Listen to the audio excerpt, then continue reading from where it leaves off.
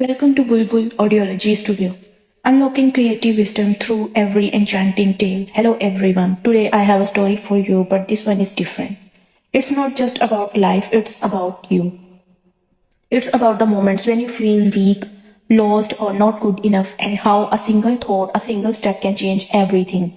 By the end of this story, you would not just hear a lesson, you might actually start believing in yourself again. So listen closely.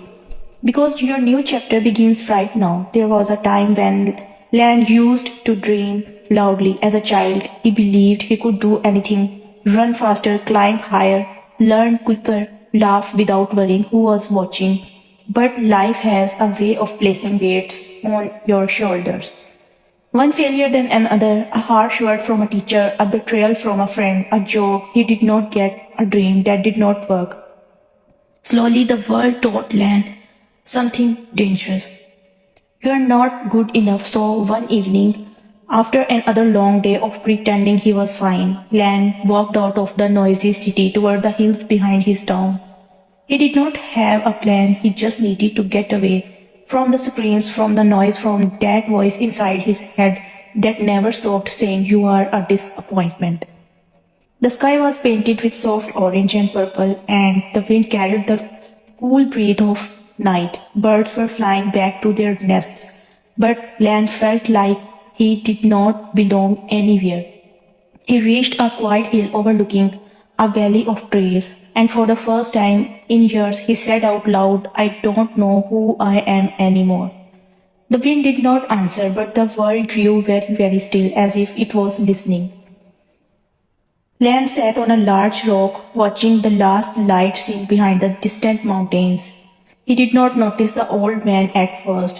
The stranger sat a few meters away on a flat stone, as if he had been there for centuries, calm, steady, part of the landscape.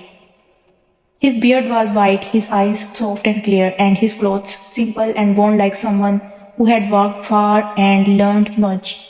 After a long silence, the old man spoke. "Heavy, is not it?" Lan turned, "Sorry." The old man nodded toward Lan's chest. "What you are carrying inside, heavier than any bag." Lan looked away, embarrassed.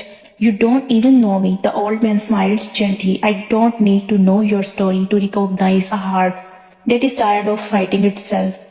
Something in those words cut through Lan's defenses. "Who are you?" Lan asked. "Just a man who once stopped believing in himself," the stranger replied, "and someone who learned three things that changed everything."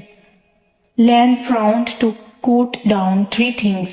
The old man nodded. "Three challenges. If you face them, you might see yourself differently, not as broken but as becoming." The wind brushed softly against the grass. Iron swallowed. "What do I have to do?" The old man's eyes warmed. "Just be honest with yourself and with me." The old man picked up a small stone and rolled it in his hand. "First challenge," he said, "is simple and cruel. You must face the voice that hurts you the most." He pointed to Lan's chest again. "Close your eyes. Tell me the worst things you say to yourself." Lan hesitated. He was not used to saying those words out loud, but he closed his eyes and took a shaky breath. "I tell myself I am a failure, that no matter what I try, I ruin it." He swallowed. "I tell myself other people are better, smarter, stronger, that I am just extra." His voice cracked. "I tell myself the world would keep moving even if I disappeared." When he opened his eyes, his lashes were wet. The old man did not flinch. He simply asked, "If someone else said those things to you every day, would you call them a friend?" Lan shook his head instantly. "Of course not." "Then why?" The old man said softly. "Do you let that voice live inside your mind without ever questioning it?" The sky deepened into twilight. Stars began to blink awake. Lan had no answer. "Your first challenge," the stranger continued, "is to separate you from that voice. You are not your doubts. You are not your fears. You are the one who hears them, and you can choose which ones to believe." The wind sighed through the grass as if agreeing. The old man stood up slowly and motioned for Lan to follow. They walked along the ridge of the hill, the valley below, darkening but the sky still holding a soft glow. "Second challenge," he said, "is to remember." "Remember what?" Lan asked. "Your mountains," the man replied. He pointed to the horizon where jagged peaks cut against the fading light.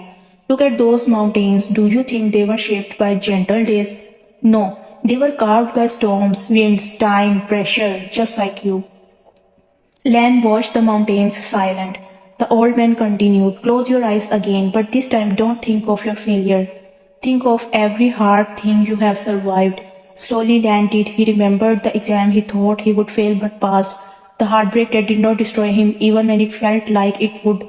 The nights he could not sleep but still got up in the morning. The days he wanted to disappear but somehow kept going. His breathing slowed. Feel that? The old man asked. Lan nodded, eyes still closed. That is strength, not the strength of never falling, but the strength of always getting up. Your second challenge is to stop defining yourself by the times you collapsed and start remembering the times you stood again. When Lan opened his eyes, the mountains looked different. They were not just distant shapes anymore, they were witnesses. Silent proof that roughness can become something majestic. They returned to the large rock where I had first sat. The night sky was now deep and full, stars scattered like quiet lanterns. The old man picked up a small stick and drew a line in the dirt. On one side he wrote, before, on the other, after. Final challenge, he said, is not about thinking, it's about doing. Lan watched him curious. Everyone waits. The stranger went on for a big moment, a huge opportunity, a dramatic turnaround, a miracle. He shook his head gently, but life does not change because of what you plan in your head. It changes the moment you take one small, honest step forward. He looked Lan in the eyes. Tell me one thing you would do if you believed in yourself just a little more than you do right now. Lan thought not about becoming famous or rich or perfect. He thought of something simpler, real. I would start drawing again, he said quietly. I used to love it, but I stopped because I thought I was not good enough. The old man smiled. Good. Then your third challenge is this. Tomorrow draw not for likes, not for approval, just to honor the part of you that still wants to live. He tapped the dirt between before and after. That one act will be your line, your step, your beginning. Lan realized the air had grown colder. The world was covered in a soft blanket of night. He turned to ask the old man another question. But the rock beside him was empty. No footsteps, no shadow, just a whisper of wind and the stars shining quietly above. For a moment, Lan wondered if he had imagined everything, but then he looked down and saw the line in the dirt, the words before and after still there, and more importantly, he felt something new in his chest. Not a roaring fire, not a dramatic transformation, just a small, steady warmth, a beginning. The next morning, light spilled gently into Lan's room. The voice in his head tried to start again. Stay in bed. You will fail anyway. You always do, but another voice, new, quieter, stronger, whispered, just one step. So he got up. He took out an old sketchbook he had hidden in the back of a drawer. The pages yellowed from time. His hands trembled a little as he held the pencil. He did not draw perfectly. He did not create a masterpiece, but he drew honestly. Line by line, shape by shape, he poured a piece of his heart onto the page. For the first time in a long time, he was not trying to impress anyone. He was just showing up for himself. And as he finished the sketch, he realized something. He had crossed the line from before to after.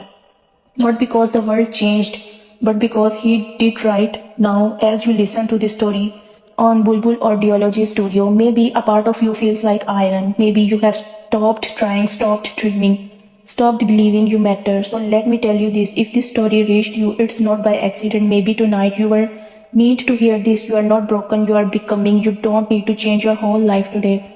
You don't need to fix everything at once. You just need to take one honest step. Send that message, start that project, pick up that book, practice that skill. Say sorry, say yes, say no. Do something small that your future self will thank you for. Because sometimes the story that makes you believe in yourself again is not the one you watch. It's the one you start writing from this moment on. Now it's your turn. In the comments tell me what is one small step you will take today for yourself. Your answer might be the light someone else is searching for in their darkness. This is Bulbul Audiology Studio and your next chapter starts now.